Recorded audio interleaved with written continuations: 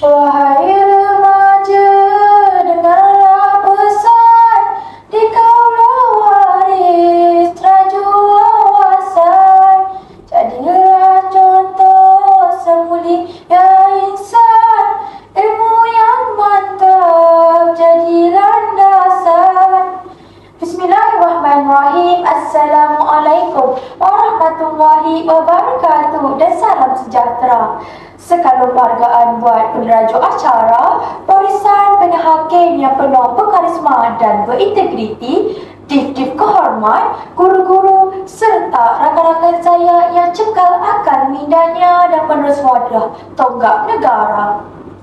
Hadirin yang dihormati sekalian, berdirinya saya di atas kertas yang indah pada hari yang nirmala ini untuk sama-sama kita mendalami, menyelami dan memahami maudhu pidato saya yang bertajuk Pendidikan Cemerlang Pemangkin Negara Terbilang. Sebelum kita meneliti dengan lebih terperinci, alangkah baiknya jika kita bersama-sama mengerti definisi maudhu pidato kita pada hari ini. Menurut Kamus Dewan edisi keempat, pendidikan merupakan keperihalan mendidik. Cemerlang pula dapat kita takrifkan sebagai bersinar dengan terang, berkilauan dan gilang gemilang. Negara pula dirujuk sebagai suatu masyarakat yang menduduki kawasan tertentu dan diperintahkan oleh sesebuah kerajaan, manakala terbilang pula dirujuk sebagai terkenal dan terkemuka. Maka, jika kita gabungkan perkataan-perkataan ini, akan muncullah satu makna yang memberi peringatan keramat kepada kita semua, iaitu betapa pentingnya pendidikan bagi memajukan negara untuk nusa dan bangsa di mata dunia. Daripada pendidikan yang cemerlang, maka akan terlahirlah insan-insan yang terbilang. Hadirin sekalian, sebelum lancang ke muara, izinkan saya menerangkan indikator saya yang pertama di bawah kata kunci mentaliti kelas pertama tonggak pendidikan hebat.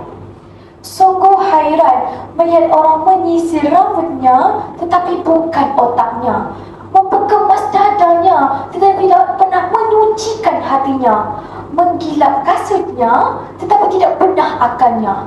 Walhal kejayaan sesuatu perkara itu tidak bergantung kepada penampilan zahir semata-mata, tetapi juga ketinggian pemikirannya. Tahukah anda, transformasi pendidikan global yang kita laksanakan menerusi pelan pembangunan pendidikan Malaysia 2013 hingga 2025 banyak mengubah persepsi dan mentaliti rakyat. Akses kepada pembelajaran sepanjang hayat kita sediakan, gerakan membaca kita perkasakan, kemahiran dua bahasa kita tekankan. Semuanya atas nama pendemokrasian pendidikan bagi melahirkan modal insan yang kita impikan. Dan tanpa kita sedar, Forum Ekonomi telah meletakkan kualiti pendidikan kita di tangga ke-14 daripada 142 buah negara dengan kadar literasi 95.7% dan indeks kebolehpasaran graduan 88.4%. Angka-angka ini membuktikan bahawa dengan keterbukaan minda rakyat menguasai ilmu berguna, akan terbentuklah mentaliti kelas pertama menunjangi keadilan sosial teras gagasan Malaysia Madani.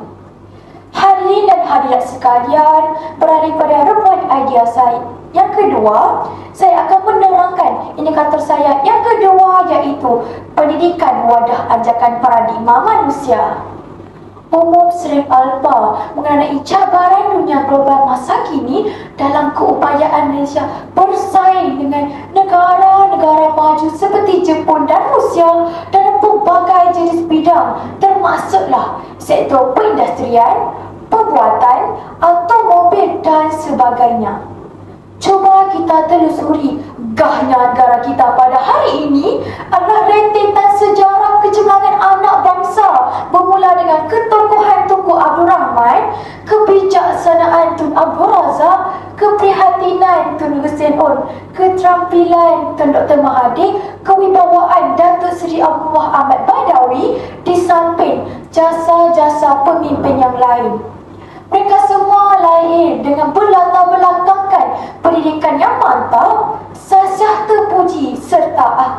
dikagumi. Dalam usaha kita sebagai bangsa Malaysia yang berpegang teguh kepada prinsip yang hebat, kita perlulah menjadikan pendidikan sebagai satu mekanisme untuk mengubah nasib negara supaya disegani seantero dunia. Ironinya, Malaysia akan dipandang tinggi serta disanjung dan bukanlah dipledekkan sebagai sebuah negara yang lemah. Bukankah ini telah membuktikan bahawa pendidikan menjadi aspek dalam mengubah martabat negara serta perspektif masyarakat luar mengenai negara kita? Tepuk dada, tanya selera. Hadirin yang dihormati, beralih kepada madalah fikiran saya yang terakhir, pertunjukan konsep pendidikan kreatif negara produktif.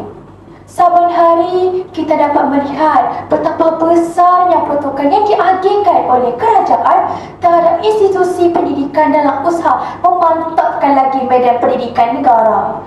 Menerusi Belanjawan 2023, Kementerian Pendidikan Malaysia KPM menerima pertukaran tertinggi iaitu RM55.2 bilion berbanding RM52.6 bilion pada tahun lepas. Hal ini dikatakan kerana di era kemodenan yang serba canggih ini, seseorang individu itu perlu mengolah sesuatu yang baharu berdasarkan pengetahuan yang sedia ada. Hal ini merupakan domen utama yang ingin dibentuk dalam melahirkan modal insan pada hari ini. Maka, tidak hairanlah jika Kementerian Pendidikan Malaysia, KPM, membelanjakan jutaan ringgit bagi meningkatkan aspek kreativiti dan inovatif dalam dunia pendidikan. Dalam konteks ini, insan yang kreatif dan inovatif ini akan menjadi pemacu kepada kesatuan negara Malaysia dalam mengharungi arus globalisasi yang melanda. Oleh itu, kita perlulah bersama-sama berganding bahu dalam menjayakan inisiatif-inisiatif yang dirancang supaya martabat negara kita kekal terjaga dan setanding dengan negara moden di luar sana. Hadirin, pada penghujung bicara jelas tertera, pendidikan merupakan senjata yang paling ampuh dalam mentransformasikan mobiliti sosial masyarakat sehingga mampu mewujudkan sebuah negara yang bebas daripada sebarang taklukan penjajah. Andai saja pejuang negara hidup kembali, pastinya mereka akan merasa bangga dengan kejayaan yang telah Malaysia kecapi sehingga kini. Natijahnya, kita sebagai masyarakat Malaysia yang bertuah perlulah mengekalkan kejayaan kita, berpaksikan pendidikan ini supaya tak lapuk dek hujan, tak lekang dek panas. Persis kata mutiara, biar mati anak, jangan mati adat. Saya akhiri pidato saya dengan serangkap pantun. Andai patah saya Praja Wali, bertongkat jua dinda kemari. Andai bicara saya mengguris hati, maaf dipinta untuk mengundurkan diri. Sekian, wabillahi taufiq wa hidayah. Wassalamualaikum warahmatullahi wabarakatuh.